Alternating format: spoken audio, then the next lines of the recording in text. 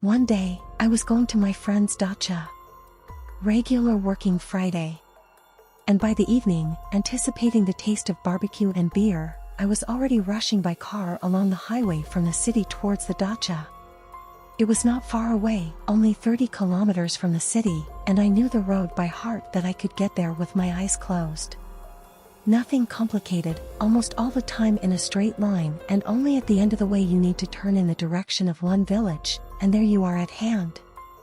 It was raining with a thunderstorm that day, and the visibility of the road was poor, so I drove slower than usual. Getting into an accident was not part of my plans today at all. Halfway down the road, I got stuck in traffic. Where could it have originated on the highway? After 2 hours of turbo movement, I saw the cause of the traffic jam.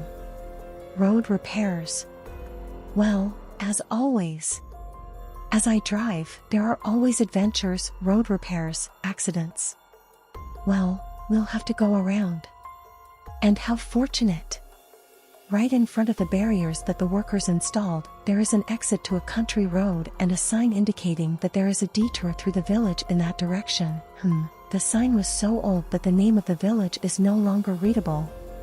Well, maybe it's not so bad. Well, I'll stay for a while longer, going around the repair work, and I'll fly with all sails to my friends. Driving off the road, I noticed that only I decided to go around, all the other cars immediately turned around and drove away towards the city. It's kind of weird. Maybe they know a shorter way? Well, anyway, I had already moved onto a dirt road and I was already reluctant to turn around. Of course, there were no lanterns on this road, and the road was kind of old and it was clear that cars rarely drove along it, but it was difficult to see it, since the road was very much washed out by the rain. I would not get stuck here in this quagmire of earth and clay. It was difficult to drive, especially on my, far from new, passenger car. And so, the roofs of houses appeared in the distance.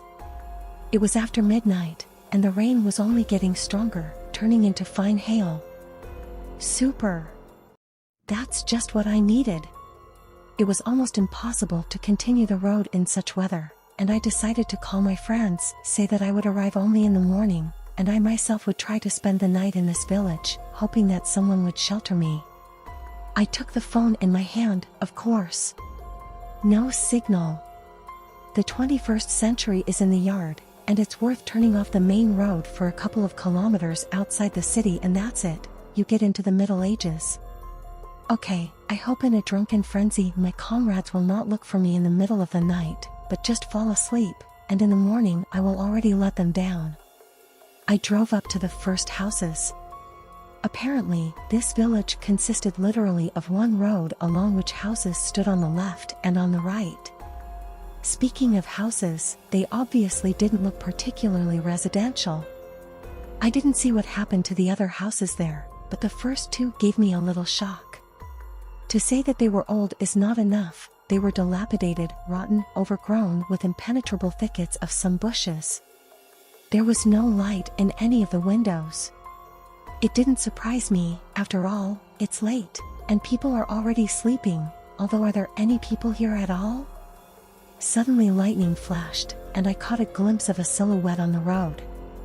He was tall, I would even say lanky, his arms seemed longer than an ordinary person, and this something was dressed in some rags. At the moment of enlightenment on the street, after lightning, it ran towards the house closest to me. All this happened in just moments. I thought, maybe because of poor visibility and fatigue, I dreamed that it was some kind of monster? Of course, it was a man who was fleeing from the hail and ran to his home. I explained to myself. Great, so there are people in this godforsaken place, and I will be able to arrange a bed with them. I didn't really want to get out of the car. The rain was so heavy that even if you were outside for 30 seconds, you would get soaked to the skin. But there's nowhere to go. Sleeping in the car is not an option at all. I drove as close as possible to the house where the man ran. I took a purse with me, money. Suddenly the owners will ask for payment for the night, and, gathering strength, jumped out of the car. I ran towards the front door of the house under the porch. Got wet. It became instantly cold and chilly. Yeah, the weather in early October is just something. How is it sung? The weather doesn't have bad weather. There is. The porch I found myself under was leaking, but in any case it's better than standing in the pouring rain.